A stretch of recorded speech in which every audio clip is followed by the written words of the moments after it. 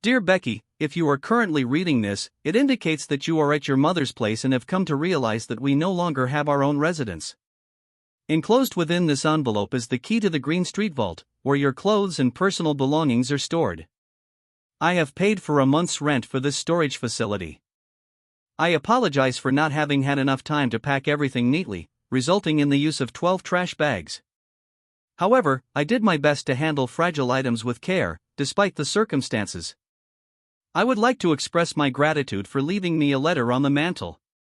It was quite a surprise to find you and Brad engaging in intimate activities in our bed when you both went on a 2-week cruise using the tickets I had brought home.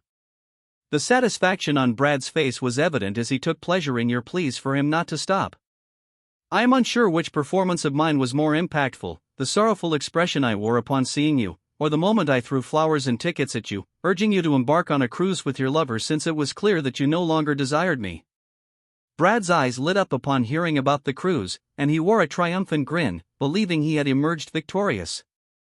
Alternatively, my most notable performance may have been the 3 weeks during which I had to feign humiliation because this despicable individual spread rumors around the office about how he had taken you from me due to my supposed inadequacy. Even the office manager approached my desk to mock me. I kindly request that you convey my appreciation to Brad for the email he left at work, informing everyone about the 2-week cruise he was embarking on at my expense, with you as his companion. Furthermore, I would like to express my gratitude to both of you for arranging a business trip for me, which conveniently allowed you two to spend 4 days together. I am relieved that you admitted to being seduced by him at your work Christmas party. Although he has flirted with you at previous company events, I had not witnessed the two of you sneaking away until that particular incident.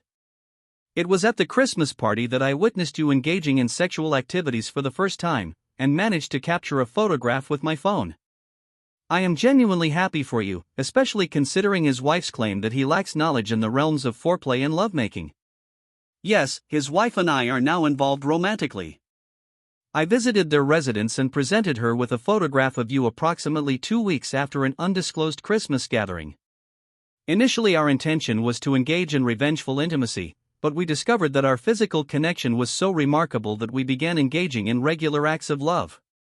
As we continued to meet and converse, our affection for one another grew stronger. It was during this time that we devised a plan for a cruise and the ultimate act of retribution. We began recording all of your conversations, allowing us to be aware of your joint plans. My legal representative found great pleasure in listening to these discussions. When you and Brad deliberated on where to send me next, Tina and I were concerned that you would not fall for the majority of our scheme. The most challenging aspect was persuading you to sell the house initially. I had anticipated that you would purchase a larger residence in a more desirable location, and indeed you did. Next, I abruptly entered the room with the documents you were supposed to sign immediately after witnessing Brad's departure. I knew that you would emanate the scent of intimacy and desire for me to vacate the premises. Once again, you did not disappoint. You appeared quite frightened when I burst in, until I explained that I required your signature on the paperwork for the genuine excursion. Without even glancing at the documents, you signed them. I even heard a sigh of relief escape you as I hastily exited the room. You signed the power of attorney without inspecting it. Lastly, I confronted you as well. I was incredibly nervous as I entered the bedroom and discovered you in our bed. I must have put on an exceptional performance as both of you made derogatory remarks and smirked at my distress. When I relocated my clothing to the guest room after Brad's departure, providing him with a place to store his belongings, I anticipated that you would be overjoyed. However, you expressed your remorse in a pitiful, pouty voice. I must say I quite enjoyed the way you grinned. I desired to maintain as much distance from you as possible, just as Tina, Brad's wife, distanced herself from him. I am aware that he does not wear a wedding ring and falsely claims to be single, but trust me, he has been married for 5 years. You, Becky, are approximately the 8th or 9th affair that his wife has suspected since their marriage. I am writing this letter to inform you and Brad that Tina and I have decided to separate from both of you due to your unfaithfulness. We have chosen not to pursue divorces, but if you two wish to end your marriage for your own well-being, you should bear the expenses. Please pass on the following information to Brad. Once he discovers that Tina has sublet their apartment, he will undoubtedly contact you. Unlike me, Tina has donated his clothes to the Salvation Army. We managed to find interested buyers who purchased all the furniture from our house and later from their apartment. After selling our house and subletting Tina's apartment, Tina and I needed a new place to live. Therefore, we decided to go to Europe to contemplate our options. Since we were short on cash, Tina emptied the bank accounts but left the credit cards open for our trip. Inform Brad that he will surely appreciate the abundance of frequent flyer miles we accumulated for him. While you two were traveling, we indulged in a luxurious week-long stay at top-notch 5-star hotels in Europe, all charged to Brad's credit cards. You may come to regret choosing Brad, as his credit limits were not sufficient during the first 4 days of our trip. We fully utilized 3 cards, but thankfully he had 4 more to cover the remaining duration of our journey. Now that I have shared the positive aspects of Tina's actions, our trip, the apartment, and the bank, it is time to disclose the negative news to Brad. I am certain that he will face termination upon his return to work. I have filed a lawsuit against him, the branch manager, and the company for alienation of affection. When my lawyer visited the company's headquarters in New York, he wasted no time in presenting the evidence. He played a recording of the conversation between you and Brad, where Brad boasted about sending me away so he could engage in a sexual relationship with you.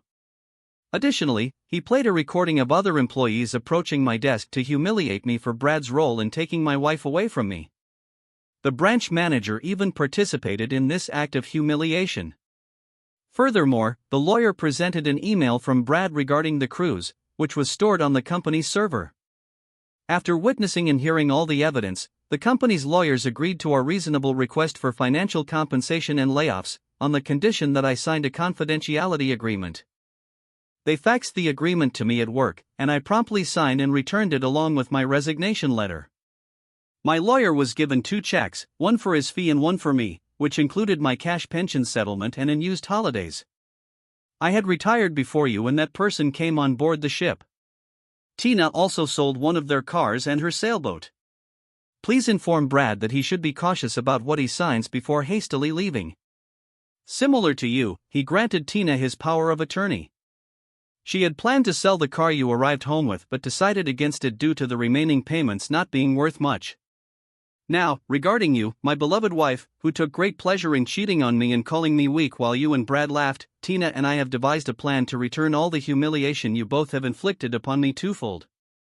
I hope your mother will allow you and Brad to stay at her house.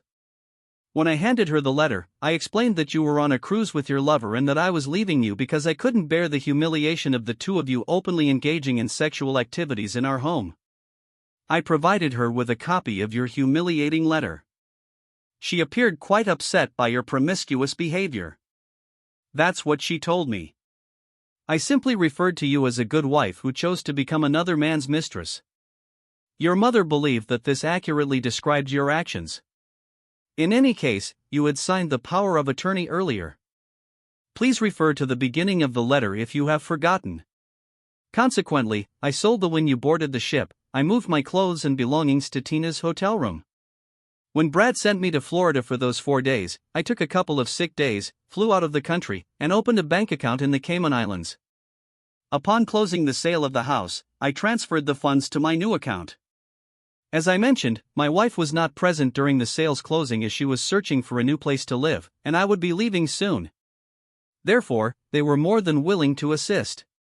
I also sold both of our cars because I have no need for them.